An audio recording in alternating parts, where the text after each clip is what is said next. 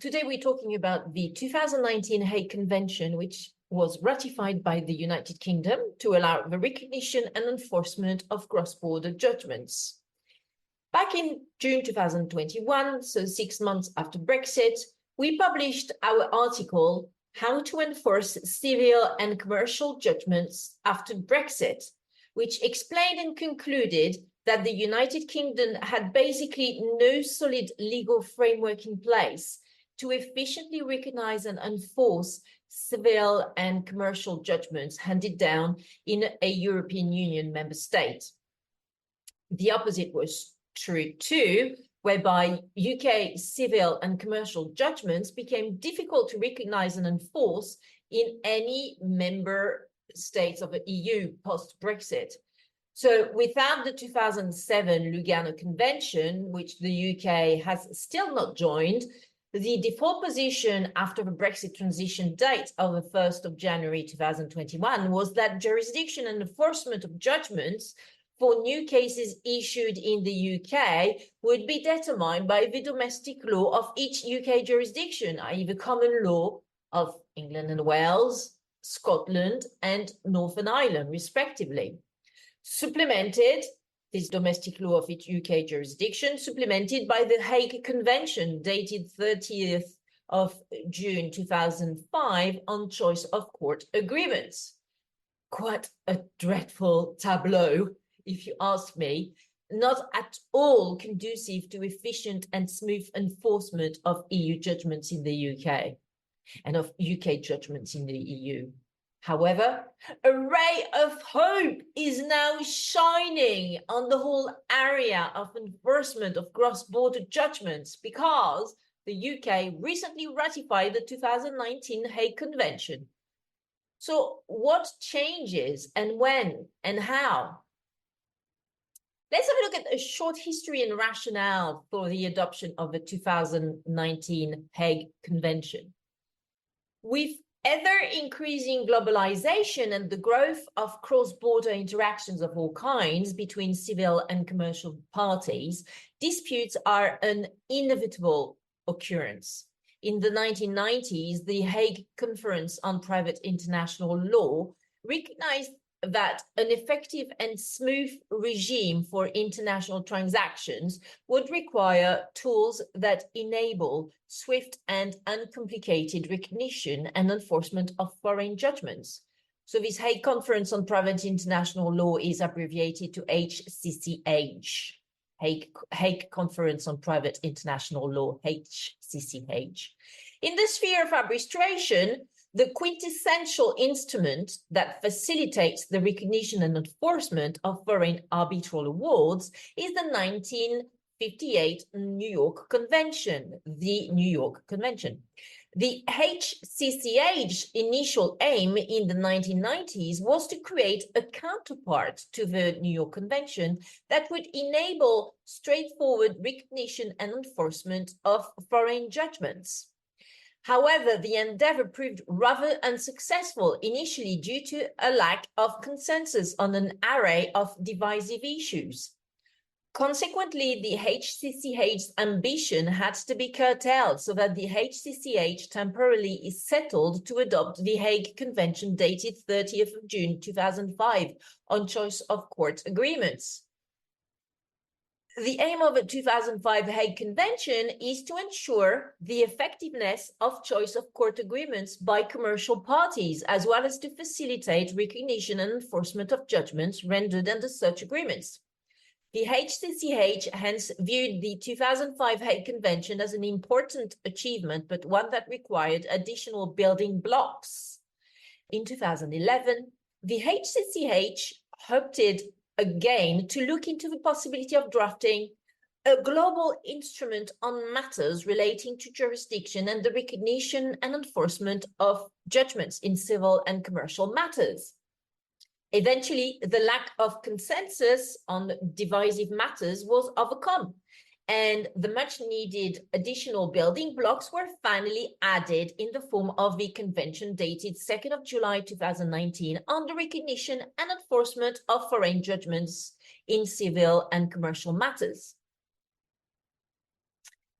The The number of ratification of both the 2005 Hague Convention and the 2019 Hague Convention remains low. Indeed, the former boasts 9 ratifications. Albania, the EU, covering the European territory of all member states except Denmark. Denmark is also a ratification country of the 2005 Hague Convention. Mexico, Moldova, Montenegro, Singapore, the Ukraine, and the UK, while the latter has only been ratified by 4 countries, the EU, except Denmark, Ukraine, the UK, and Uruguay. That being said, both Hague Conventions have been ratified by the EU, which inflates the number of countries as there are 27 EU member states in which these 2 instruments apply. So what just happened? Well, the 2019 Hague Convention got ratified by the UK, that's what. On the 27th of June 2024, the UK ratified the 2019 Hague Convention, with 1st of July 2025 being the expected date of its entry into force. This is a significant development and major improvement for cross-border litigation from and to the UK. While part of the EU, the judgments of the UK courts benefited from the Brussels I regulation regime. More precisely, Article 36(1) of the Brussels I regulation provides that a judgment given in an EU member state shall be recognized in the other member states without any special procedures being required. However, the application of Brussels I regulation in relation to the UK stopped on the 1st of January 2021 upon Brexit. What that meant in practice was that from that date onwards, the recognition and enforcement of the judgments of the UK courts in the EU would be way more challenging and dependent on the laws of each EU member state. Given that English courts have historically enjoyed the status of preferred dispute resolution forum for commercial parties across all 4 corners of the world, the sudden impossibility to recognize and enforce judgments of the English courts in the EU posed a very serious threat to this status. The UK's response was to join the 2005 Hague Convention on the 1st of January 2021, and then the 2019 Hague Convention on the 27th of June 2024. Indeed, when applicable, the 2019 Hague Convention will streamline and widen the scope of the process of recognition and enforcement of UK judgments in the EU, except Denmark, which is not bound by the 2019 Hague Convention, and vice versa, alongside the 2005 Hague Convention, which the UK acceded in its own right on the 1st of January 2021. As abundantly explained in our article, How to Enforce Civil and Commercial Judgments After Brexit, and here I refer you to our excellent website, crefovi.com, and for the French version, crefovi.fr, if you would like to browse and listen to our webinar on how to enforce civil and commercial judgments after Brexit. So as abundantly explained in our article, How to Enforce Civil and Commercial Judgments After Brexit, the 2005 Hague Convention presents many weaknesses and idiosyncrasies which are not conducive to the smooth and efficient recognition and enforcement of all cross-border judgments in the UK and the EU. For example, the 2005 Hague Convention applies to final decisions on the merit, but not to interim provisional or protective relief orders, while Article 8.3 of the 2005 Hague Convention allows an English court to postpone or refuse recognition if the foreign judgment is subject to appeal in the country of origin. Also, there are 2 major contentious issues with regard to the material and temporal scope of the 2005 Hague Convention, and the EU's and UK's positions differ on those subjects. The first area of contention relates to the material scope of the 2005 Hague Convention, and more specifically revolves around what is an exclusive choice of court agreement. In particular, the UK thinks that asymmetric and unilateral choice of court agreements, such as the Loan Market Association standard forms of English law governed finance documents, which give one contracting party, usually the lender, the choice of a range of courts in which to sue while limiting the other party, usually the borrower, to the courts of a single jurisdiction, usually the lender's home state, should be regarded as exclusive within the scope of a 2005 Hague Convention. So the point is that the UK thinks that asymmetric or unilateral choice of courts agreements, such as the Loan Market Association standard forms, should be regarded as exclusive, as I said, and therefore would fall within the scope of a 2005 Hague Convention. But EU case law and EU member states, as well as academic commentary, all suggest the opposite, i.e. that asymmetric or a unilateral choice of court agreements are not exclusive and therefore outside the scope of a 2005 Hague Convention. The second area of contention relates to the temporal scope of the 2005 Hague Convention. When did the 2005 Hague Convention enter into force in the UK? Pursuant to Article 16 of the 2005 Hague Convention, such convention applies to exclusive choice of court agreements concluded after its entry into force for the state of a chosen court. There is a difference of opinion as to the application of the 2005 Hague Convention to exclusive jurisdiction clauses in favour of UK courts entered into between 1st of October 2015 and 1st of January 2021, when the UK was a party to the 2005 Hague Convention by virtue of its EU membership. Indeed, the EU states that the 2005 Hague Convention only applied between the EU and the UK to exclusive choice of court agreements concluded after the convention enters into force in the UK as a party on its own right to the convention, therefore from the 1st of January 2021. However, the UK Ministry of Justice guidance set out that the 2005 Hague Convention will continue to apply to the UK without interruption from its original entry into force date of 1st of October 2015, which is when the EU became a signatory to the 2005 Hague Convention, at which time the convention also entered into force in the UK by virtue of the UK being an EU member state.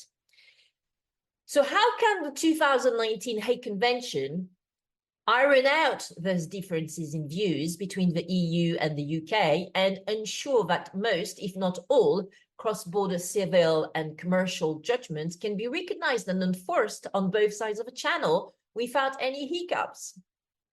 Let's have a look at the geographical scope of the 2019 Hague Convention in the UK and beyond. The UK's ratification of the 2019 Hague Convention extends only to judgments of the courts of England and Wales, i.e. for the moment, not those from Scotland and Northern Ireland.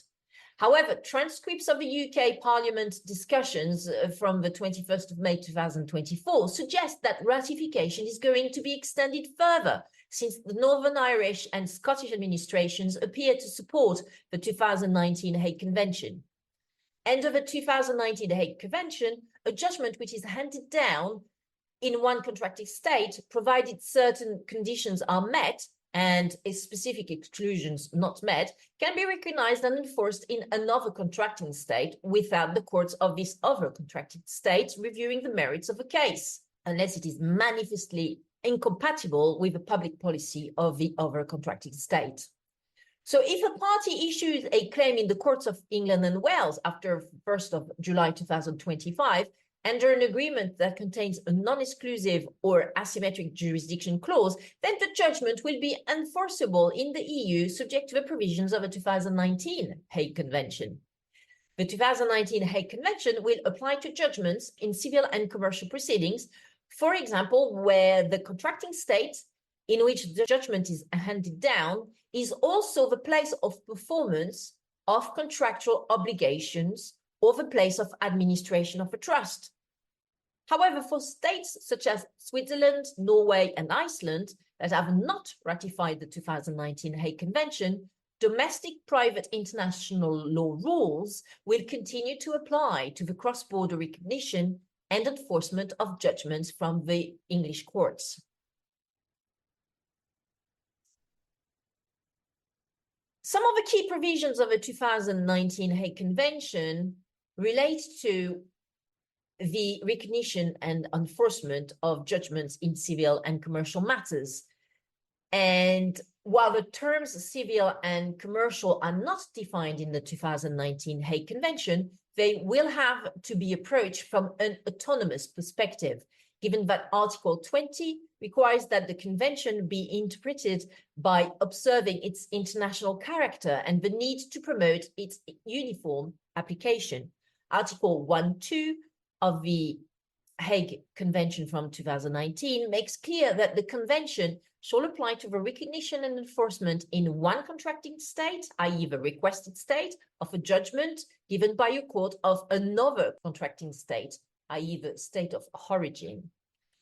The broad scope of application established in Article 1 of 2019 Hague Convention is then narrowed down by the specific exclusions listed in Article 2. Among other things, the Convention will not apply to the status and legal capacity of natural persons, maintenance obligations, other family law matters, wills and succession, insolvency, composition, the carriage of passengers and goods, defamation, privacy, and intellectual property.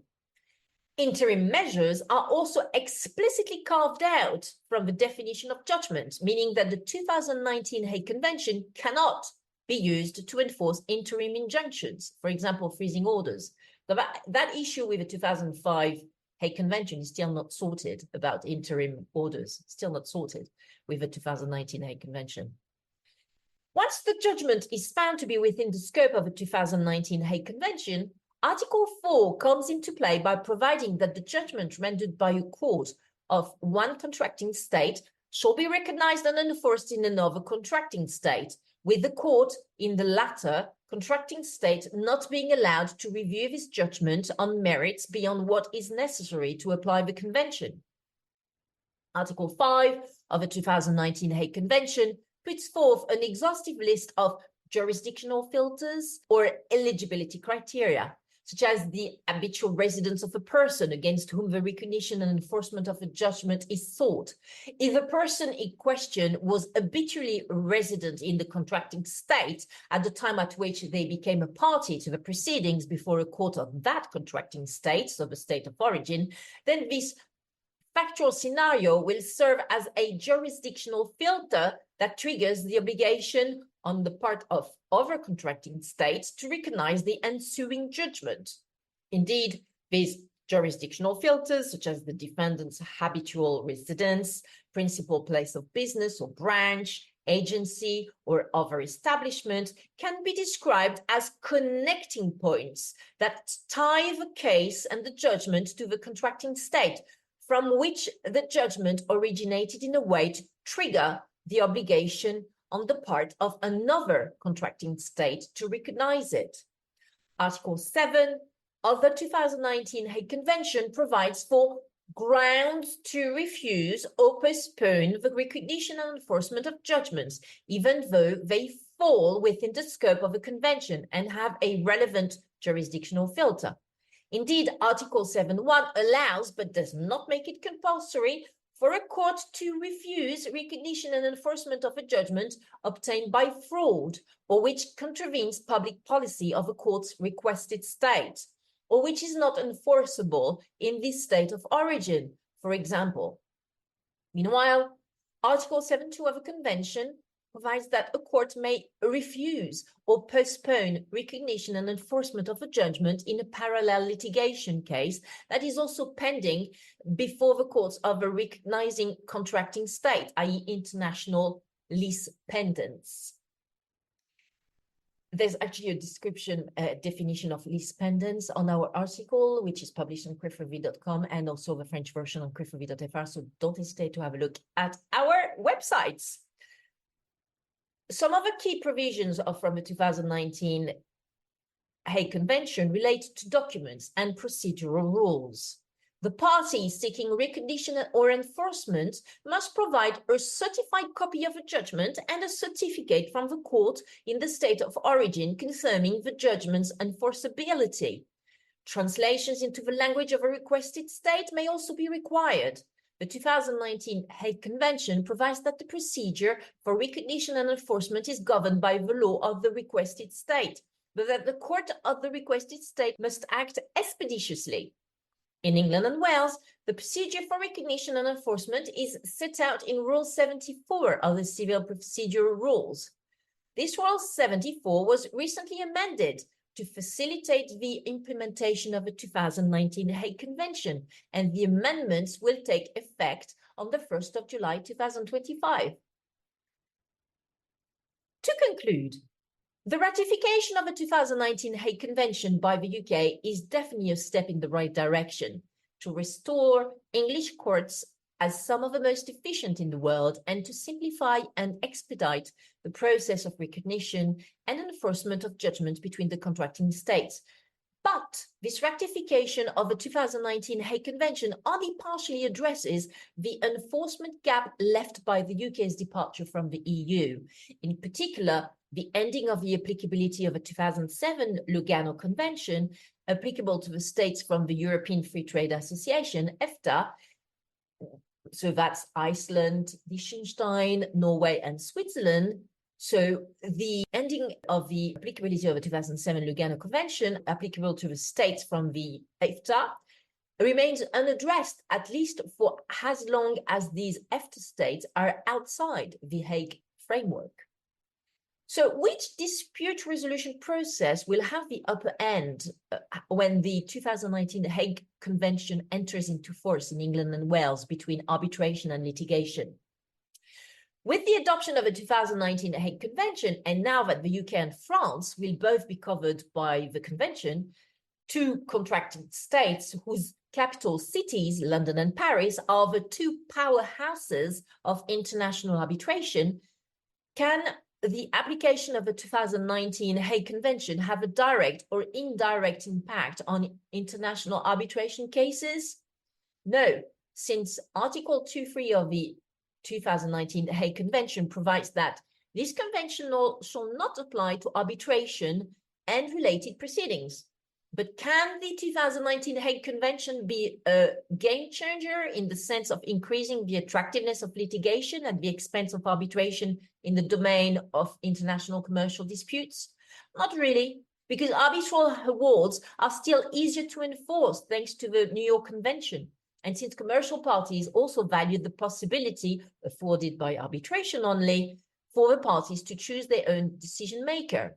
Arbitration also gets higher levels of privacy and confidentiality, allows for a higher degree of flexibility, and can oftentimes be less expensive and time-consuming than going to court. Even if and when the 2019 Hague Convention reaches the same number of contracting states that the New York Convention, arbitration would still hold sway over litigation due to these comparative advantages.